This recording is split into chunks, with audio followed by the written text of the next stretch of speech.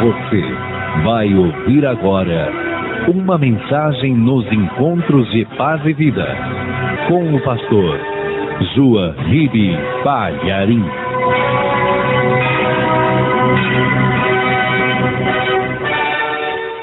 São Mateus capítulo 9, versículo 14, está escrito assim: Então chegaram ao pé dele os discípulos de João, dizendo: Por que jejuamos nós e os fariseus muitas vezes, e os teus discípulos não jejuam?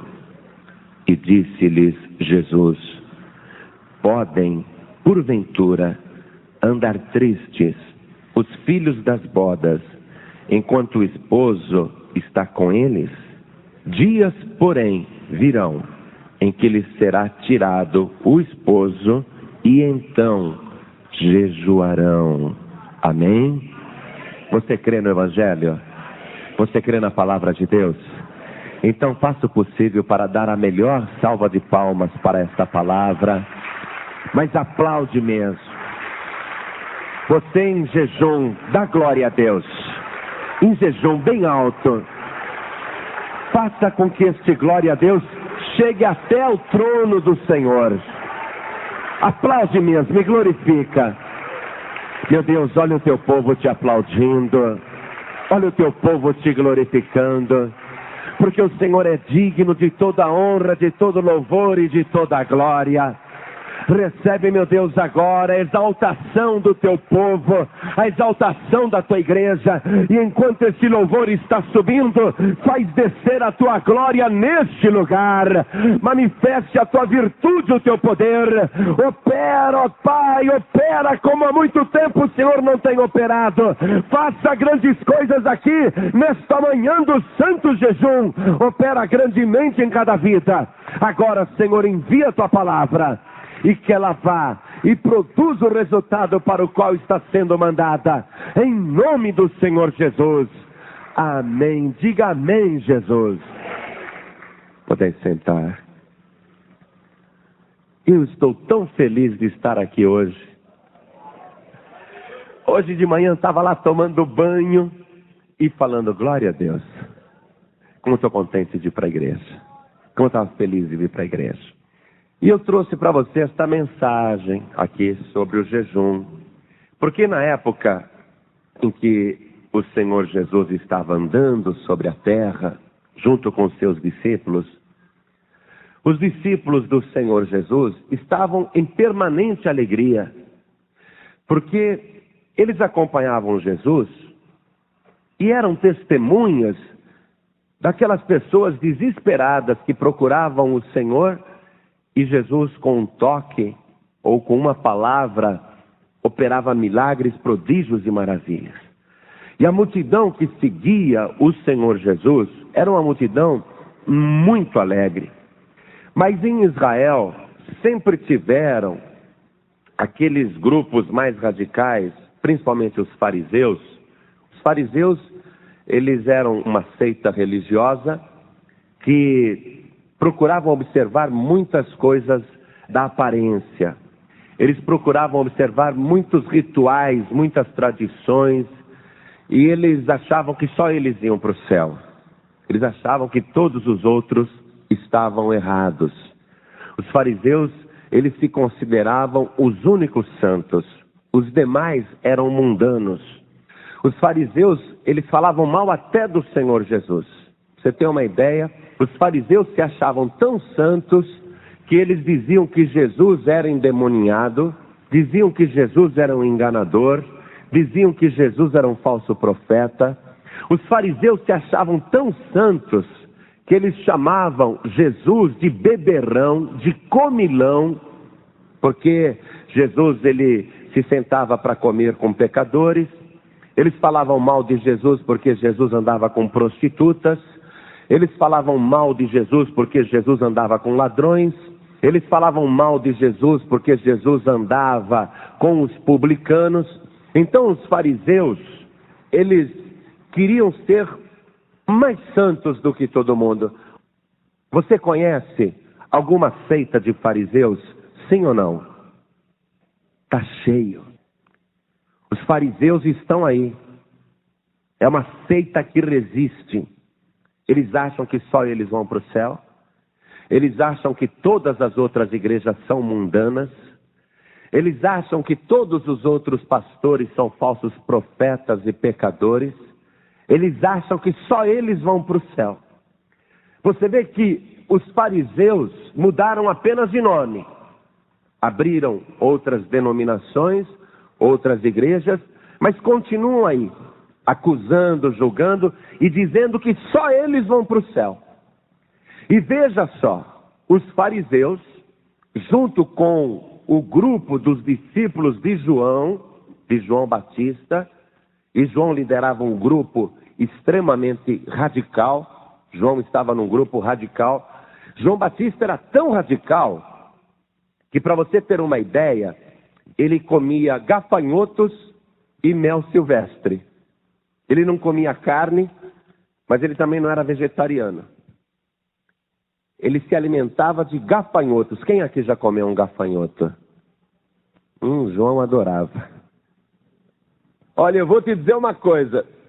Se esse fosse o meu cardápio, eu garanto para você que eu ia jejuar muito, viu? Eu ia jejuar igual os fariseus, eu ia jejuar igual os discípulos de João. Não é à toa que João Batista jejuava muito. Então, como é, João? Vai almoçar hoje? Não, obrigado. Já tem uns gafanhotos pulando aqui na minha barriga. Já comi muito gafanhoto hoje. Tinha que jejuar mesmo. Quem come gafanhoto e mel, você comer só mel, eu não aguento. Eu gosto de mel. Mas você comer mel todo dia, toda hora, não há quem aguente. Então tem que jejuar mesmo. Mas João era muito radical e os discípulos de João eram radicais. E competiam com os fariseus. A diferença é que o grupo de João não dizia que só eles iam para o céu. João não queria toda a glória para ele. Tanto é que João Batista falava abertamente: olha, eu estou indo adiante do Cristo, eu não sou o Cristo não. Vocês sigam o Cristo. A diferença entre o radicalismo de João Batista e o radicalismo dos fariseus era que João Batista, ele apontava para um único Salvador. E os fariseus diziam que só eles seriam salvos. Você está compreendendo? O problema não é a pessoa ser radical. Às vezes a pessoa tem uma fé radical mesmo. Eu conheço pessoas de Deus que têm uma fé super radical. Mas ele está sempre na presença do Senhor Jesus com humildade. É muito diferente. O fariseu não. O fariseu, ele fica num orgulho espiritual tão grande que para ele ninguém está certo. Todo mundo está errado. Só ele é que está certo.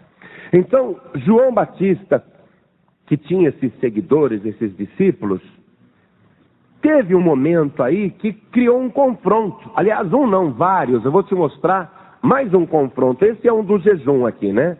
Esse é um do jejum, que os discípulos de João Batista foram reclamar lá, dizendo: a gente jejua sempre, os fariseus também, e os discípulos de Jesus não. Vamos ver um outro confronto, polêmica entre esses dois grupos. Vamos ver aqui em São João capítulo 3, versículo 22 em diante, só para você acompanhar a polêmica daquela época. Jesus vivia sendo confrontado, Jesus vivia sendo criticado, e sempre tinha alguém querendo atrapalhar. Sempre tinha alguém. Esse pessoal que sempre atrapalha, eles também resistiram no tempo. Estão aí até hoje. Só querem atrapalhar. Veja aqui a polêmica, a partir do versículo 22. Depois disso, foi Jesus com os seus discípulos para a terra da Judéia e estava ali com eles e batizava. Ora, João batizava também em Enom, junto a Salim, porque havia ali muitas águas, e vinham ali e eram batizados, porque ainda João não tinha sido lançado na prisão. Houve, então, uma questão entre os discípulos de João e um judeu acerca da purificação. Porque o problema, a questão, a polêmica é sempre sobre a purificação. o batismo da tua igreja não vale, só o da minha igreja que vale. Então Jesus estava batizando junto com os discípulos num certo lugar, e João Batista estava com outro grupo batizando em outro lugar. E aparece alguém lá para discutir qual o batismo que vale. Qual é o batismo que salva? Hoje em dia, você não ouve isso também? Igrejas que dizem que só o batismo delas é que salva. Quem já ouviu isso daí? Levante a mão. Aí. Os fariseus estão aí, gente. Os criticadores, aqueles que gostam de criar problemas, de atrapalhar a fé dos outros, eles resistiram também nesses 20 séculos, quase 21 séculos. Estão aí, criando problema. Dizendo, você foi batizado naquela igreja? Aquele batismo não vale, aquela igreja é mundana. A única igreja santa é a nossa. É só o nosso batismo que vale. Você já ouviu isso? Levante a mão. Pois é. Por aí você vê que a situação não mudou. A questão era acerca da purificação. Então veja. E foram ter com João e disseram-lhe, Rabi, aquele que estava contigo além do Jordão, do qual tu deste testemunho, ei-lo batizando e todos vão ter com ele. Isso é maravilhoso, né? Todos vão ter com ele. Esses fariseus aí, eles não se conformam. Eles não se conformam. Porque apesar deles criticarem, apesar deles perseguirem, apesar deles falarem mal, apesar deles chamarem todos nós de falsos profetas, a igreja do Senhor Jesus continua crescendo, o povo continua vindo ao encontro do Senhor Jesus. Qual era o motivo da questão? Purificação. E qual era a questão que estava escondida atrás da reclamação? Ciúme. Olha aqui, ó, inveja. Ei-lo batizando e todos vão ter com ele. Inveja. Inveja. Olha, o pessoal está indo tudo ali com Jesus. João, você está batizando aqui, ele está batizando lá, mas o pessoal está indo mais lá do que aqui. Olha aí, querendo criar inclusive divisão da obra. Você vai ver aqui a diferença de João Batista, que era radical, com esse fariseu que foi lá fermentar. Porque esse que está fermentando aqui é um fariseu. Esse que foi lá jogar veneno, entendeu? Foi querer jogar João Batista contra Jesus. Olha a atitude do homem de Deus. João respondeu e disse, eu estou lendo o versículo 27. O homem não pode receber coisa alguma se lhe não for dada do céu. Primeiro isso, o homem não pode receber coisa alguma se lhe não for dada do céu. João Batista está declarando uma verdade espiritual. Quando Jesus estava sendo julgado por Pilatos e ele não respondia nada, Pilatos falou assim, tu não respondes nada? Não sabes que eu tenho poder para te soltar e para te crucificar? E Jesus disse, nenhum poder terias sobre mim se não te fosse dado pelo meu Pai que está no céu. Amém? Tudo que o homem recebe, a mulher recebe, ninguém tem nada se não lhe for dado do céu. Você tem que declarar isto. Eu sou salvo porque eu recebi a minha salvação do céu. Eu sou abençoado porque o céu se abriu sobre a minha vida. Eu sou protegido de Deus porque Deus está comigo. O que você tem recebido foi dado por Deus. Então não adianta os fariseus aparecerem aí criticando você. Nós estamos lendo agora o versículo 28. João Batista está falando com aquele fariseu. Vós mesmos me sois testemunhas de que disse, eu não sou o Cristo, mas sou enviado adiante dele. Esse é o homem de Deus. Ele não diz que só ele é santo, que só ele vai para o céu, que só ele está certo. Ele diz que ele é um servo de Cristo. Ele está a serviço de Jesus Cristo. Olha aqui, ó. Versículo 29. Esse versículo 29 vai nos remeter novamente ali ao capítulo 9 de Mateus, que nós estávamos lendo o versículo 14 e o 15, principalmente o 15. Esse versículo 29 é uma resposta de João Batista que coincide com aquela resposta que Jesus deu lá, naquela primeira leitura que nós fizemos. Quando foram reclamar, olha, teus discípulos não jejuam? Aí Jesus disse, podem porventura estar tristes os amigos do noivo enquanto estão com ele? Então olha aqui o que João diz, versículo 29. Aquele que tem a esposa é o esposo, mas o amigo do esposo que lhe assiste e o ouve, alegra-se muito. Vou repetir, alegra-se muito com a voz do esposo. Assim, pois, já essa minha alegria está cumprida. Amém? João Batista, apesar de ser radical, apesar de jejuar e comer gafanhoto e mel, ele não é um homem triste. Ele não é um camarada para baixo. Ele é um homem alegre. Ele é feliz, ele não é revoltado, ele não tem raiva de ninguém. Ele é um homem realizado. Por quê? Porque ele sabe que ele veio adiante do Senhor Jesus e que o Cristo é o Filho de Deus e quem tem direito sobre a esposa é o noivo, é o esposo. João Batista está dizendo, eu não sou nem o noivo, nem o esposo. Eu sou amigo do noivo e estou feliz porque estou vendo que o noivo se encontrou com a noiva, que o esposo está com a esposa e já esta minha alegria está completa. O noivo é o Senhor Jesus. Quem é a esposa? A esposa é a igreja do Senhor Jesus.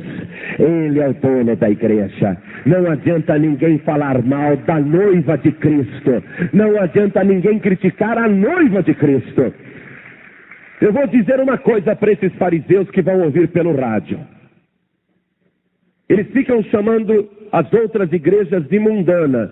Mas tomem cuidado, porque estão falando mal da noiva de Jesus Cristo. E a noiva de Jesus Cristo é uma noiva santa, é uma noiva irrepreensível, é uma noiva formosa. Cuidado, fariseu! Cuidado, fariseu! Você fala mal da noiva do Senhor Jesus. Eu estou falando isso porque o fariseu, ele vai continuar existindo. Mas ai dele, deixa, ai dele, ai de vós, escribas e fariseus hipócritas, disse o Senhor Jesus.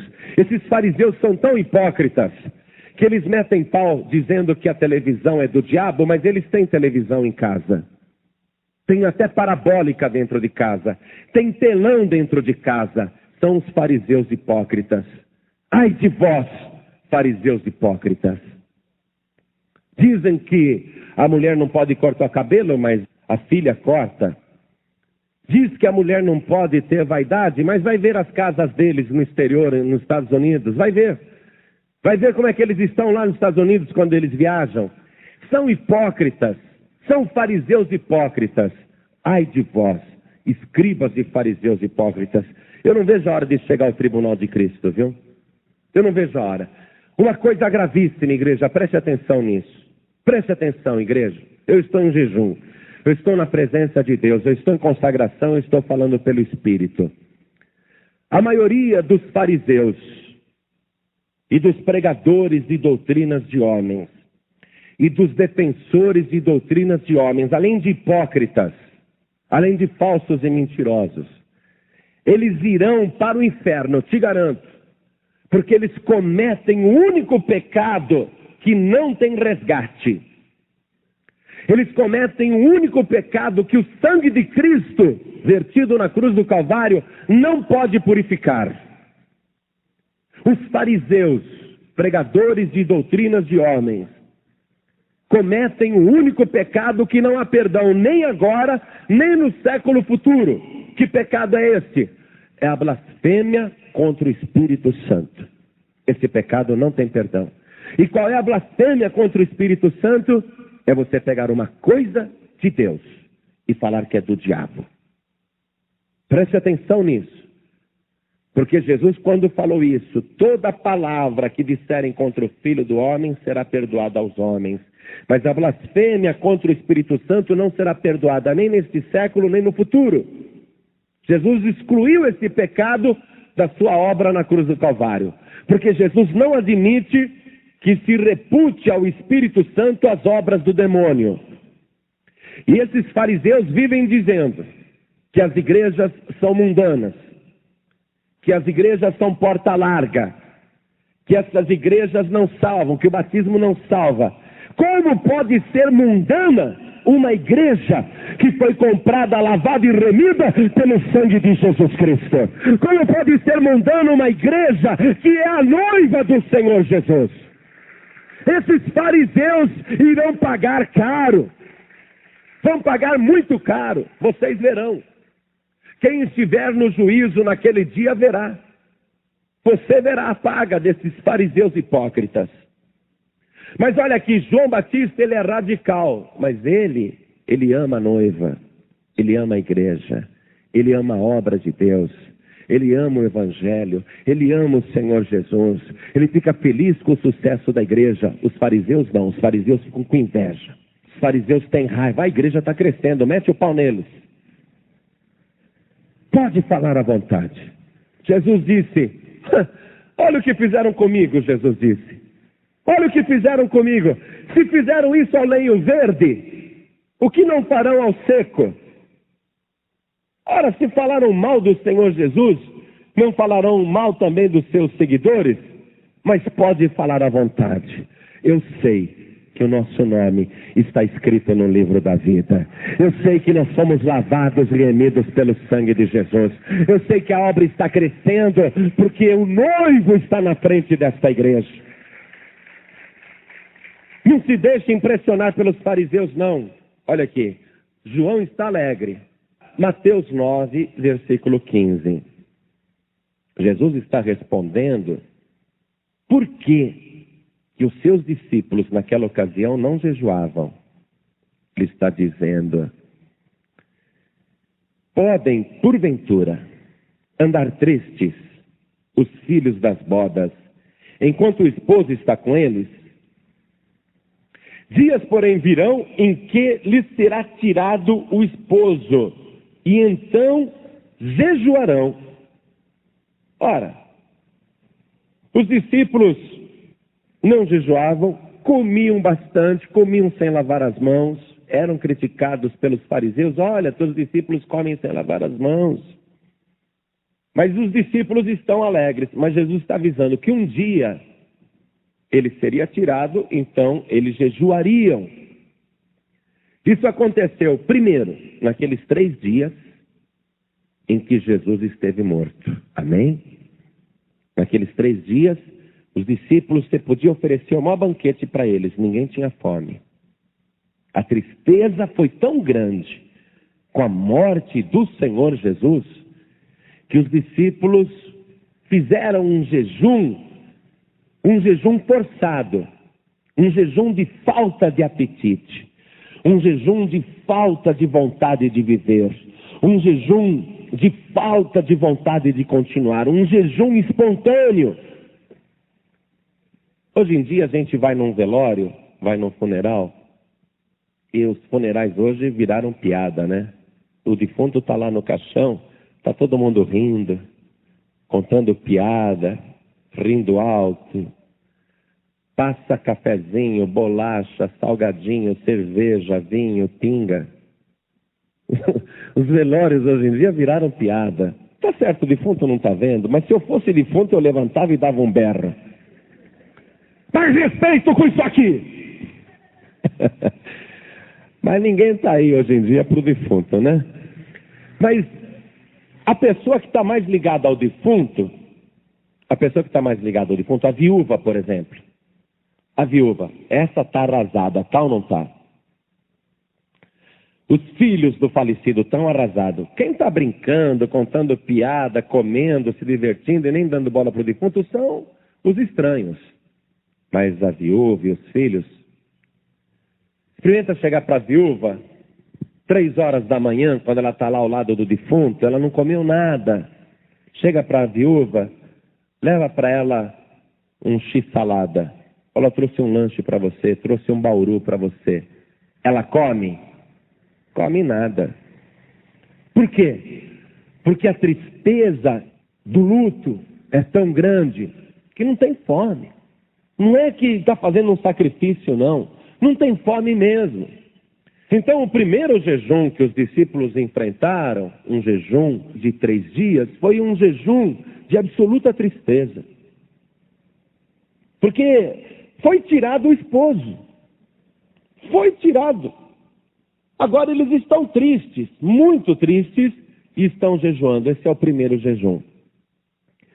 Mas aí o Senhor Jesus ressuscitou, e ele, ressuscitado, volta a trazer alegria aos discípulos, certo? E a primeira coisa que ele faz é pedir comida. Porque ele diz para os discípulos: vocês têm alguma coisa aí para comer?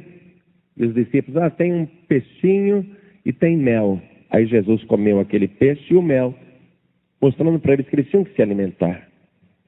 E ele próprio estava se alimentando. Mas aí o Senhor Jesus, ele sobe aos céus. E já tem 20 séculos que o nosso Senhor subiu. Mas eu quero agora mostrar esse ponto para você. Nós somos discípulos do Senhor Jesus. Quem é discípulo do Senhor Jesus? Nós estamos sem o noivo. Você é a noiva. A noiva que está se preparando para receber o noivo. A noiva está sendo enfeitada, preparada, adornada. A noiva está na expectativa do dia do casamento. Então vamos agora para São João capítulo 14, versículo 1. Jesus diz assim a nós, a você, igreja, a você que faz parte desta noiva, você que está jejuando, esta palavra é para você. Você que está triste, está jejuando de tristeza. Não se turbe o vosso coração. Credes em Deus, crede também em mim. Na casa de meu Pai há muitas moradas. Se não fosse assim, eu vou-lo teria dito, pois vou preparar-vos lugar. E se eu for e vos preparar lugar, virei outra vez e vos levarei para mim mesmo, para que, onde eu estiver, estejais vós também. Amém, igreja? Hoje nós estamos jejuando e um dos motivos do nosso jejum é suspiro de saudade, suspiro de tristeza, suspiro de ansiedade. Não estamos jejuando apenas para expulsar demônios, mas estamos jejuando porque o noivo foi tirado. Mas igreja, se alegre, porque brevemente Jesus Cristo vai voltar. As moradas celestiais já estão quase todas preparadas. E quando estiver pronta a última morada, o noivo vai voltar. Eu quero te mostrar que aquele dia será de muita alegria, de muita alegria. Leia comigo 1 aos Tessalonicenses, capítulo 4, versículo 16 e o 17. Vamos lá. Está escrito assim: porque o mesmo Senhor, que mesmo Senhor é esse? Aquele mesmo que foi crucificado, aquele mesmo que morreu na cruz do Calvário, aquele mesmo que suportou a coroa de espinho, aquele mesmo que se ofereceu em sacrifício por nós. Então, versículo 16 diz: porque o mesmo Senhor, Jesus ressuscitou com aquele corpo que morreu na cruz do Calvário. Porque o mesmo Senhor descerá do céu, aquele mesmo Senhor que subiu, aquele mesmo Senhor, ele descerá do céu. Porque o mesmo Senhor descerá do céu com alarido, e com voz de arcanjo, e com a trombeta de Deus. Esta palavra alarido me deixa empolgado. Só de ler esta palavra alarido, eu fico alegre. Porque ao ler a palavra alarido, o mesmo Senhor descerá do céu com alarido, com voz de arcanjo e com a trombeta de Deus. Nós poderemos ouvir o Senhor Jesus dando este alarido no céu: minha noiva, se prepara, eu estou voltando, eu vou te receber em casamento, eu vou te receber definitivamente para você estar comigo para sempre. O Senhor Jesus, Ele vai voltar com alegria para buscar a igreja. Hoje a igreja está triste, mas quando você ver aquele dia, igreja, quando a trombeta soar e o teu corpo for transformado no abrir e piscar de olhos, então se cumprirá isto que está escrito aqui nesta palavra e você vai se alegrar. Versículo 17: depois nós, os que ficarmos vivos, seremos arrebatados juntamente com eles nas nuvens a encontrar o Senhor nos ares, e assim estaremos sempre com o Senhor. Hoje você está jejuando, mas no dia que você encontrar o Senhor Jesus, nunca mais você vai jejuar. Lá no céu não vai ter jejum, porque você estará para sempre com o Senhor Jesus. Amém, igreja? Quem tem essa esperança? Quem quer um dia estar lá na glória para sempre com o Senhor? Enquanto isso, nós vamos jejuar. Enquanto isso, nós vamos orar. Mas não é porque nós vamos ser radicais em jejuar e orar e estar aqui jejuando que nós vamos ser também pessoas para baixo.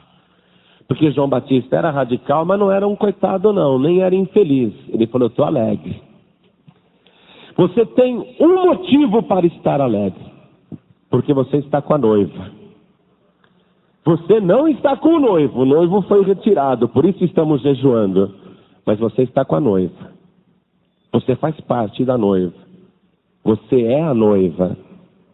Então tua tristeza não é aquela tristeza de total solidão. A tua alegria é uma alegria de quem está esperando a festa de casamento. Toda festa de casamento é alegre, é ou não é? Ah, minha filha vai casar. Ah, o meu filho vai casar. Ah, o meu irmão vai casar, minha irmã vai casar. É aquela alegria. Pois é, você está convidado para a maior cerimônia de casamento de todos os tempos. Você já está com o teu convite preparado. E a qualquer momento, o alarido, a trombeta de Deus, a voz de arcanjo te chamando. Aí você vai entrar naquela festa de casamento. Você vai entrar com uma roupa de gala. Nada de vestido, sabe, aquele tubinho preto, nem salto alto. Nada de smoking, nem gravata borboleta. Mas você vai estar muito elegante, vestido de vestes brancas e resplandecentes, lavadas no sangue de Jesus Cristo. Ali, aquela multidão incontável. Ali, para a maior festa de casamento de todos os tempos. Mas eu quero agora que a igreja fique de pé. Algumas pessoas precisam se credenciar para a festa de casamento. Apenas o jejum não basta. Apenas o jejum não é suficiente. Jesus contou numa parábola que, num determinado momento em que a festa começou, o rei, o noivo, o esposo, ele está vendo os convidados, e ele vê um convidado que não está vestido dignamente. Aquele convidado está na festa indignamente, está mal vestido para a festa. Aí naquela parábola ele disse que o rei, o esposo, deu ordem para expulsarem da festa aquela pessoa que estava vestida indignamente, que não havia se preparado. A pessoa, para entrar naquela festa e para estar bem naquela cerimônia de casamento, tem que estar com as vestes brancas. Tem que estar com as vestes purificadas. Tem que estar vestida dignamente. E se houver sujeira na roupa,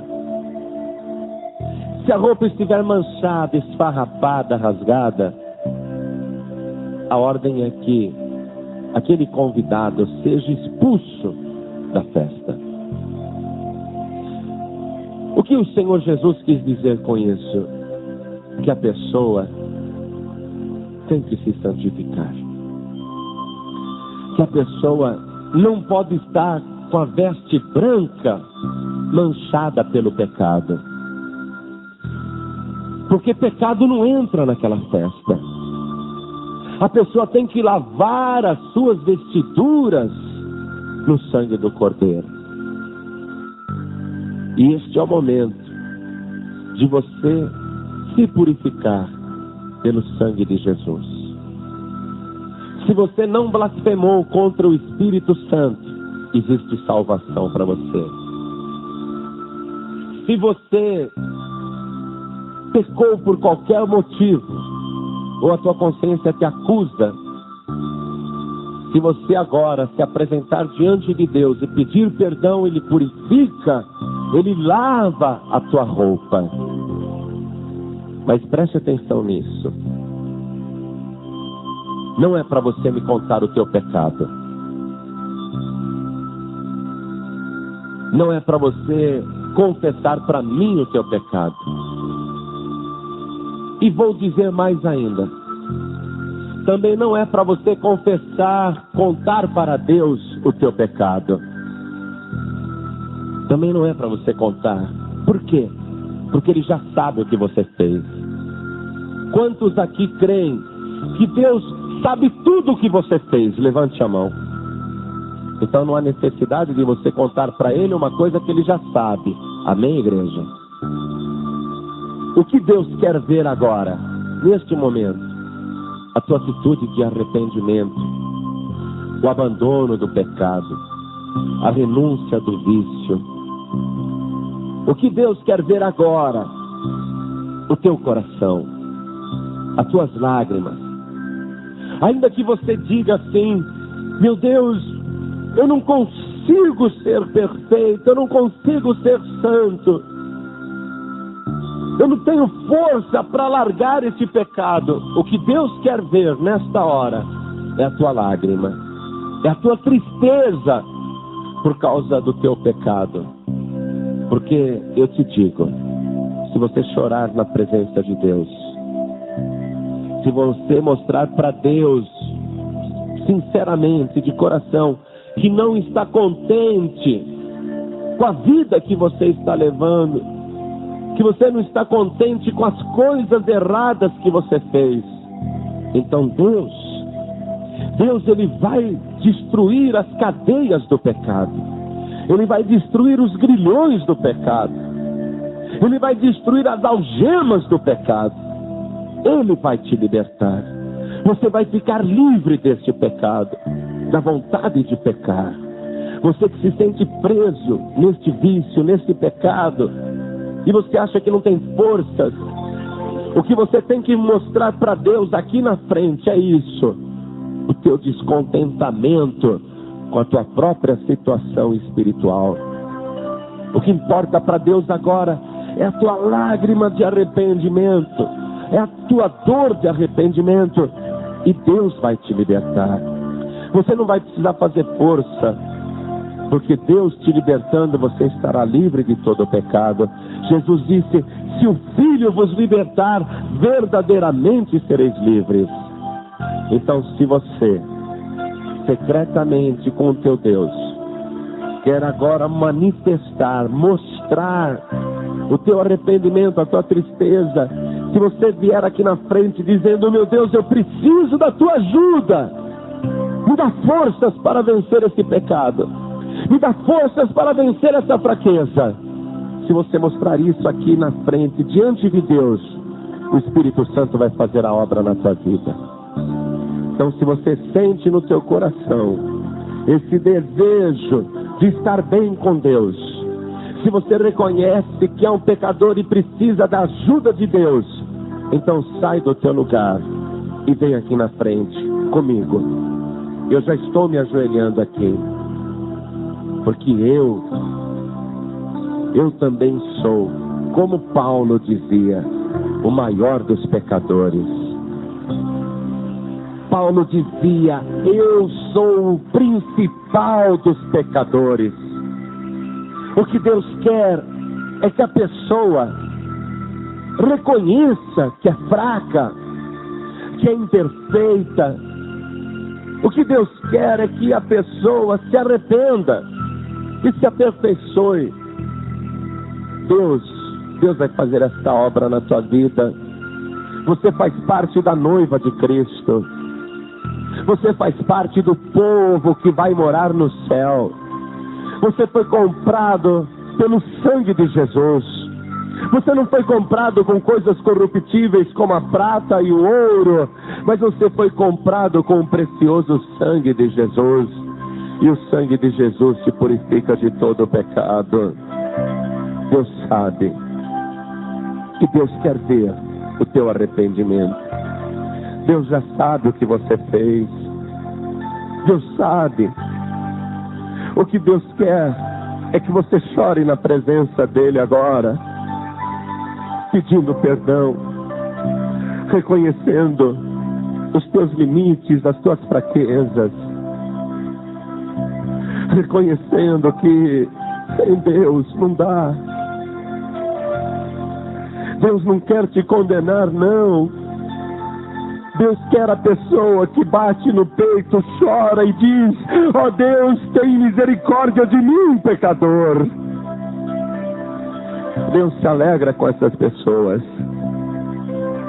Deus gosta das pessoas que têm a humildade de chegar diante dele e dizer: Senhor, eu preciso da tua ajuda. Eu preciso de ti para aperfeiçoar o meu caminho. Eu preciso de ti para que o Senhor me aperfeiçoe. Peça para Deus te libertar desse pecado. Peça para Deus te libertar dessa situação. Peça para Deus te purificar agora com o sangue de Jesus. E eu sei que Ele está fazendo esta obra agora. Eu sei que Ele está fazendo uma grande obra na tua vida. Ó Deus, o quanto quero dizer esta lágrima silenciosa. Veja, meu Deus, o que esta pessoa está demonstrando nesse choro, nessa angústia, nessa tristeza e jejum. Veja, meu Deus, que essa pessoa está triste porque ela quer o noivo, ela quer o esposo, ela quer morar no céu, e ela sabe que esse pecado tem atrapalhado. Essa pessoa sabe que com esse pecado ela não sobe, e ela está te pedindo socorro, pedindo ajuda. Meu Deus, vem agora com teu poder sobrenatural envolver esta pessoa da cabeça até os pés. Esta pessoa que ainda fuma, a partir de agora vai ter nojo do cigarro. Esta pessoa que ainda bebe, a partir de hoje vai ter nojo da bebida. Esta pessoa que ainda joga, esta pessoa que ainda lê horóscopos, esta pessoa que ainda consulta cartomante, adivinho. Meu Deus, a partir de agora esta pessoa está liberta. Esta pessoa, meu Deus, que ainda fala palavrão, esta pessoa que ainda xinga, esta pessoa que ainda amaldiçoa, a partir de agora está liberta. Eu declaro a libertação desta vida. Meu Deus, o Senhor me ungiu para orar pelo povo. O Senhor me deu poder e autoridade.